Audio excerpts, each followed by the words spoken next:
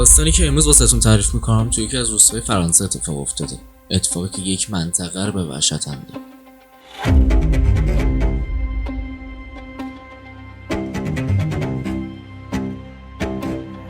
این اتفاق در سال 1977 رخ داد. در سال 1977 یک موجود مرموزی پیدا شد که تمامی حیوانات دیگر و اهالی روستا رو به قتل عام رسوند.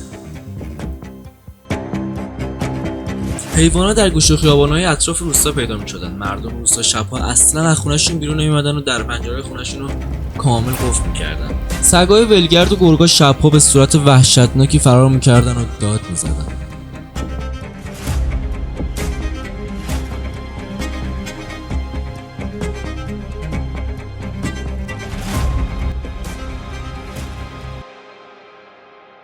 من خودم که الان این داستانو شنیدم و دارم واسهتون تعریف میکنم، خودم کرکوپرم ریخته که چه اتفاق وحشتناکی رخ داده توی این روستا و مردم این روستا بعد از 50 سال که هنوز ازشون میپرسن چی شده میگن که ما هیچ چیزی یادمون نمیاد، یعنی هنوز نفهمیدیم که چه اتفاقی افتاده، اون موجود چی بوده و در کجا اومده که تصمیم گرفته به مدت 1 سال یه روستا رو نابود کنه.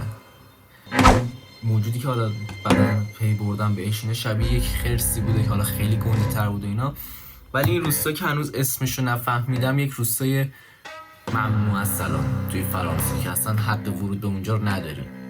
خیلی دوستاش مفنکه. Presque 50 ans après, nous ne savons toujours pas ce qu'il s'est passé. Quelle était cette créature? Pendant un an, j'ai décidé de travailler sur ce sujet, de réouvrir les archives, mais j'ai aussi voulu retrouver des témoins pour en savoir plus. Des gens qui ont vécu cette affaire et qui ont été d'accord de me dévoiler des détails insolites. Même si elle fait penser à une légende, même si elle est devenue un mythe, cette histoire est bien réelle. Plongez avec moi au cœur de l'étrange et mystérieuse affaire de la Bête des Vosges. L'histoire qui a terrifié l'Est de la France.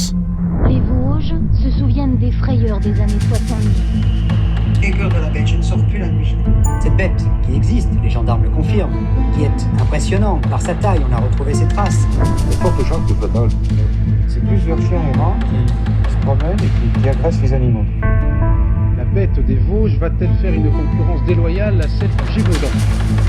Cette bête appartient à un autre âge, elle est beaucoup plus intelligente que l'homme qui la traque. Certes, la bête est étonnante et elle a déjà tué 120 loups et génisses. Les troupeaux sont donc rentrés la nuit tombante.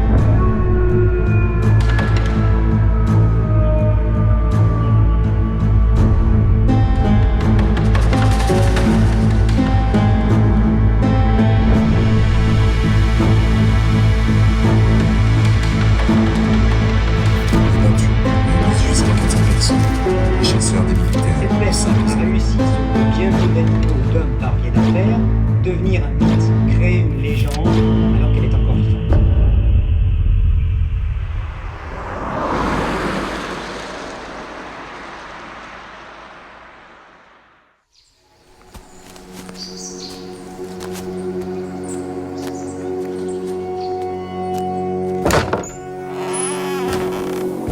À Demèvre sur Dourbillon, un petit village des Vosges, près d'Épinal, un éleveur retrouve 7 de ses moutons morts dans son parc. Au début, cette première attaque n'attire pas l'attention. On pense juste à un chien errant. Mais les carnages vont continuer dans le même secteur. Ils vont même s'enchaîner. 11 brebis et agneaux sont retrouvés morts le 30 mars à Hardigny-les-Verrières. Une biche d'au moins 100 kilos, découverte morte le lendemain à Romont. Et le 9 avril, les faits deviennent trop graves et marquent un tournant. 26 brebis sont retrouvées massacrées à Morville. L'affaire est maintenant prise au sérieux. Les autorités comprennent qu'un animal rôde dans la région. Mais lequel?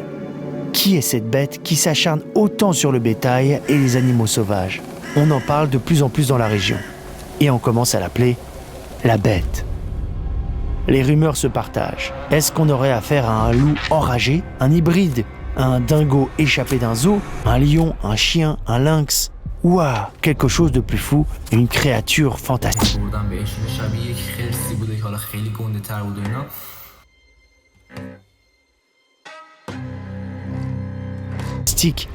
Type Dogman.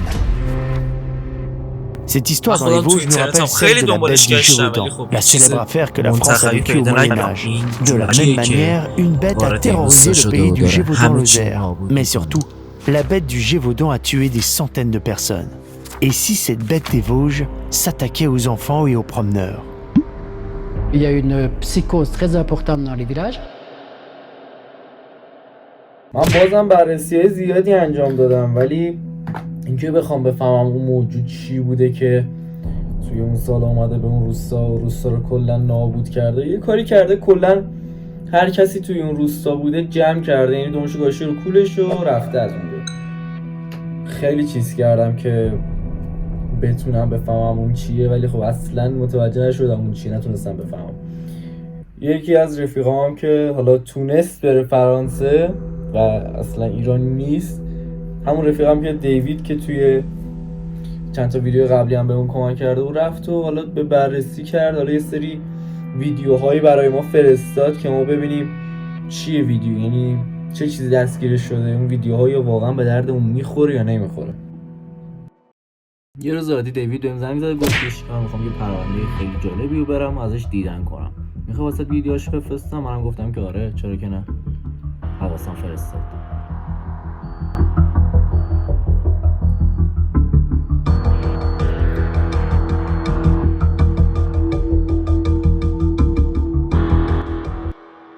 Cause très importante dans les villages qui s'est passée. Et les gens, ils sortaient plus tant qu'ils savaient qu'il y avait une bête comme ça dangereuse dans le coin. Dangereuse pas pour l'homme parce qu'elle s'est jamais attaquée à l'homme, mais ça aurait pu arriver. J'étais ado, j'avais 15 ans en fait. J'habitais au centre de la Bresse. On avait quand même les parents qui nous disaient attention, sortez de l'école, faut rentrer tout de suite. Après, c'est vrai que j'ai eu un peu peur quand même. J'ai mon père, il travaillait, mais il était en mobilette et je le guettais tous les soirs. Quoi. Je voyais arriver, quoi. Parce que je pensais aussi s'il se fait attaquer par la bête des Vosges. Un groupement de chasseurs s'organise pour l'attraper et met en place une première battue pour essayer de la tuer. Mais il n'y arrivera pas. Les chasseurs étaient présents, ça c'est sûr, omniprésents. Bon, c'est les images dont je me souviens.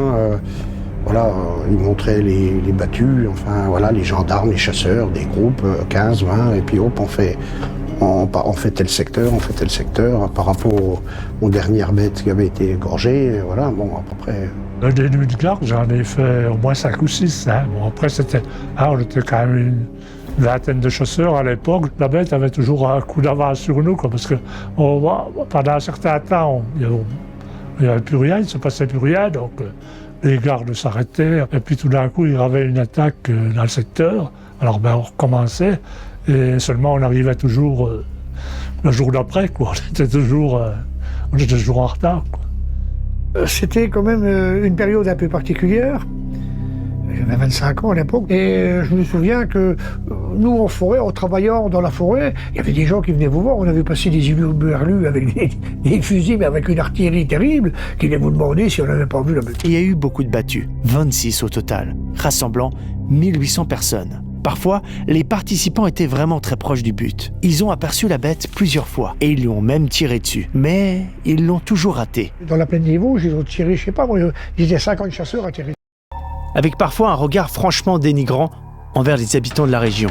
En 1977, un article paraît dans l'Express. Les habitants de la Bresse y sont décrits comme une communauté de 4000 à 5000 personnes repliées sur eux-mêmes, qui a longtemps vécu à l'écart, des marginaux en somme. Pour cette raison-là, ça a été d'ailleurs difficile de retrouver des témoins, parce que la plupart des gens ne voulaient pas reparler de cette affaire, de peur qu'on les dénigre encore.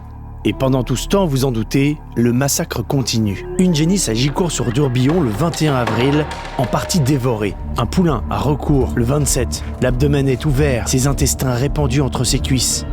Le 30, la bête s'approche de la ville de Rambervillers. Elle tue 17 bêtes, à moins de 100 mètres de l'habitation du propriétaire, qui vit juste en bordure de la ville. Au mois de mai, la bête se déplace et massacre des bêtes dans la vallée de la Vologne. À Décimon, Près, Jussarru. Elle frappe ensuite au bar-lieu-dit de Gérardmer. Et la voilà donc arrivée dans les Hauts-de-Vosges. C'est là qu'elle va rester jusqu'à la fin de l'affaire. Le 22 mai, elle sévit à la Bresse et restera dans cette région jusqu'à la fin de l'histoire. Ok, caméra tourne, c'est parti. Tout ça ne nous avance pas concrètement dans l'enquête. Nous avons pu déterminer qu'il s'agissait bel et bien d'un loup, d'un animal qui était revenu dans la région. Maintenant, le problème, comme je vous l'ai dit, c'est qu'il est apparu et disparu, comme par magie.